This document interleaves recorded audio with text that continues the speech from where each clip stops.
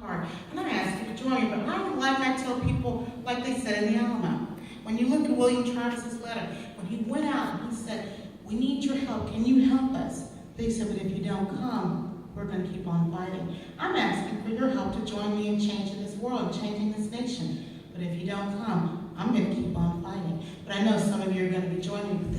This country is worth the fight. And I ask everywhere I go, three things, and ask the same thing of you. The first thing that I implore you to do is to join me and pray for this nation. I mean, seriously,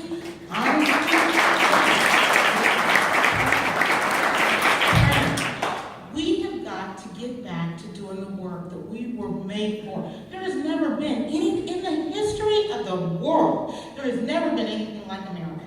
Never. And I have studied, my gosh, I have studied, polities from Babylonians to the Egyptians to, the Persians to the Romans.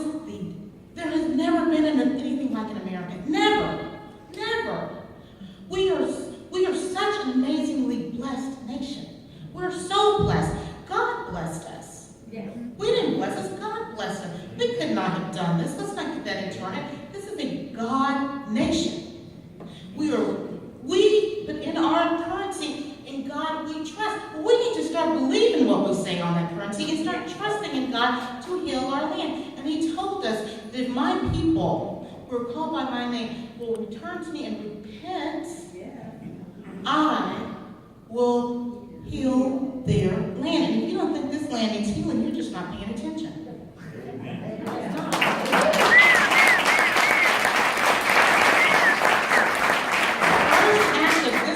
The first act of the American Congress was to pray. That was the first act. This is a God nation, no matter what Barack Obama says. The second thing that I ask of you is always stop all this division. Let's just stop it. I am not an African American. I'm not saying that means I'm a Black American. I'm just an American.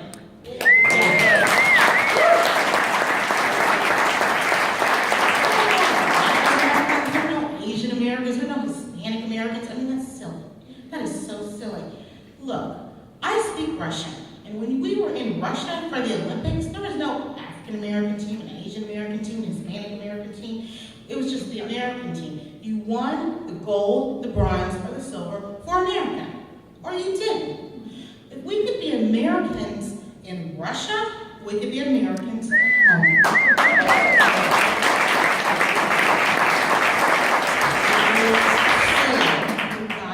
And it's just a game. This country, I mean, that's what I tell people. Look at what was in the Alamo. We were all there. Matter of fact, even a Tennessee guy named Dave Crockett, do you remember his story? Yeah. When he was in the state senate, he said, "Y'all can go to hell." I mean, he did say that. And I'm going to Texas. But, and he was as much of a Texan when he got there as the people who have been there for centuries. That's what it is. We don't have to keep on playing these silly games. The other thing we need to stop dividing, we need to stop dividing people by class. I mean, I'm sick of it. We talk about the rich as if they stole the money. We talk about the poor as if they were born with an invoice. Look, we have 99% and 1%. That's not who we are. That's insane. That's insane. That's not American. We've got to stop playing that divisional. It is just a game. It is just a game. The richest, the people who live like the lives of Romney or Barack Obama, Michelle Obama. No one lives better than they do, and I know people with lots of money. I mean, I have never met, and I've met billionaires, but I've never met one of them that would spend 1 week vacation over $100 million. Barack Obama did that. $100 million to go to South Africa. My gosh, that was taxpayer money. Right. I mean, he spent that for a week. Do you realize the kind of infusion of excitement that would have done if instead of him touring South Africa, he would have toured the United States? If he had to go on vacation, why didn't he go to Detroit? Seriously, Detroit went bankrupt under Barack Obama. What if he went there and came out on vacation there? I don't know this country. This is an amazing nation. This is what you call it God's country. It is God's country. It is absolutely gorgeous. Why not tour this country? $100 million. No one said anything. quiet. We act like it's not money. We've got to stop playing this rich and poor game. We also, and I say this too, we have to stop dividing our party. All right? We've got the rhinos, we've got the moderates. Are there any dinos in the Democratic Party? I mean, my gosh, we've got to remember Ronald Reagan's 11th commandment, which is thou shalt not speak ill of another conservative. It does not mean that we don't have differences. Even identical twins split from the same egg have differences. We can have differences, but how we deal with those differences, that's the point. We spend so much money and energy attacking each other, we're letting the left go crazy. It's insane. It is insane. We've got to, and I believe in primaries, I believe in good primaries, I believe in having good conversations with people and making them understand what it means to be a conservative and what it means to be a Republican. But we have got to stop throwing the baby out with the bathwater because it's a game. It is just a game. And I was like, yeah. And I was speaking to one of the county chairs, I think I was in Bear County, and he was telling me that he was getting ready to go to Vegas. And I've never been to Vegas. I get enough excitement just being black and Republican. And I said, who's going to win most in Vegas? He said, oh, the House wins most of the time.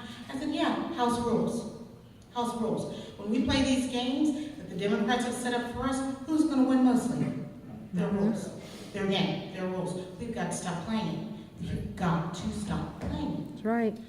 The third thing that I ask is that no matter where you go. See, I'm from Texas, and I tell people, I mean, this is so true. I wish there was hyperbole in my statements, but they aren't. But when I was studying geography, and in Texas, they have a big map, and they always point out Texas, we're the big one right in the middle, and they said, here's Texas, here's, Colorado, New Mexico, Arizona, and they would always point to California. And they'd say, there's California, the land of fruits and nuts. And, but you're not. So I grew up thinking that was the rest of the name of California. California, the land of fruits and nuts. Because I can barely say it now without saying California, the land of fruits and nuts. So when, unfortunately, the thing is in Texas, we think we're the bastion of conservatism. We think no one gets like we get it, and it's just a Texas story. But when I was invited to come out to speak in California for the first time, and I told you my sister went to Stanford, and I was telling my sister, I'm so glad that you have a law license so I can stop practicing law without a license. And but so I said, there's this group that wants me to come out and speak in California. And my thoughts, my whole prejudice about California. And even she said, it might be a setup. And so I said, Karen, just go out and tell your story. And so I get there, and it was my first 26-hour day. I left DFW, which is our mammoth airport in the Dallas area, and flew, because my speech in San Francisco, well, technically it was like outside of Palo Alto in the Bay Area, was going to be at night. And so I get there, and they said, hey, are you okay with us lining up interviews for you? I'm like, yeah, let's do it. And when they picked me up from the airport around 9 o'clock in the morning, they said, we've been trying to line up all these interviews for you, but people are saying, we don't want to interview Karen Watson, she's lost her mind. These people don't even know me. And I said, well, okay, Karen, you're a Texan, that's a strike in California, you're black, you're Republican, you're a woman, it's just too much for them to digest all at one time. And they said, but there's a group in Oakland that said they would like to interview you. Can we go straight there? I'm thinking, Oakland, what? I'm thinking, okay, that's the home of the Black Panther Party. So I'm already thinking, like my sister said, it's a setup, and it's coming back to my mind. Like she was right. And so they said, I said, sure, let's go. And so they drove me out from San Francisco Airport to Oakland, California.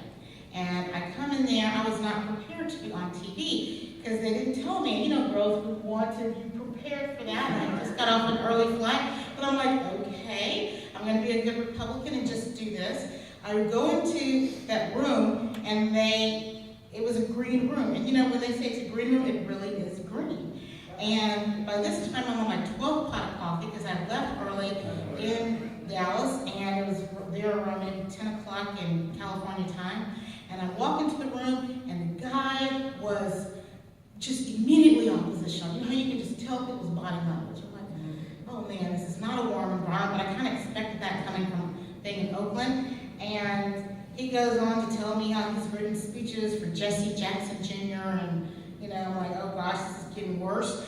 And so they were getting me ready to get me mimed, to get me set into this set. And as you know, when you're on a TV set, you fit the set doesn't fit you. So I couldn't adjust anything. And they were so rude to me. The camera people were like, okay, you're gonna sit here. And they were micing me, and I'm sitting here drinking coffee, just ready for this. And I had on beige. I just wore beige because they'd never seen me, and I didn't want to, be too balmy coming off that airport. And so I had like a beige, top and jacket and that kind of thing. And so I happened to spill some coffee like right here. And they had a fit, and they were whispering loudly, like you can't hear that. I can't believe she did that. I can't believe she did that. And I'm like, I can hear you. And so they came up and they started buttoning my jacket. And it was so hot. I wasn't prepared. I had no makeup on. And I started to sweat. I mean, like a lot. Remember that Nixon-Kennedy debate where Nixon started to sweat like a pig? I started to sweat like a pig. So I'm sitting here, and I'm like knowing it's going bad. And I'm like, man, this is wild. So, and they're sitting there like all ready, just bring her on, we're ready to get her. Like I'm like the sacrificial lamb to the Democratic Party, how they can slay this goofy Texan Republican. And so I'm like, man, this is nuts. So I'm sitting there, and they're getting ready, and the guy first he starts asking me questions, and I'm like, there's sweat dripping off of me. And I just said, you know what? I said, I know, because I didn't want him to come to me first. I said, you know what? I know I am not a segregation baby. I have never sat in the back of a bus. I have never drank out of a black-only water fountain. And I'm like, how many water fountains were there? Because it seems like everybody has this black water fountain story. But I said, I have never did that. And I just told him, I said, but you know what? I know that when people said they marched to Washington, some did. Sometimes from places as far as Alabama. And when people said that they fought for civil rights, sometimes they fought, sometimes they went to jail, sometimes they were attacked, sometimes dogs came after them, sometimes they died. And I said, and I know that Martin Luther King Jr. was a real man and died of a real bullet, leaving wife and children behind. And I said, but you know what? He didn't do it for this. Didn't do it so that 53% of young black kids could be unemployed. He didn't do it so that the most dangerous place for a black child is in the womb of a black woman. He did not do it so that the unemployment rate for black Americans overall would be higher than any other demographic. That was not worth this fight. And this guy, who was all chatterbox, stepped back and said, you know what, Karen? You can have a column in my newspapers. And they go into black churches. Because see, the truth is what sets people free. Mm-hmm. That's right.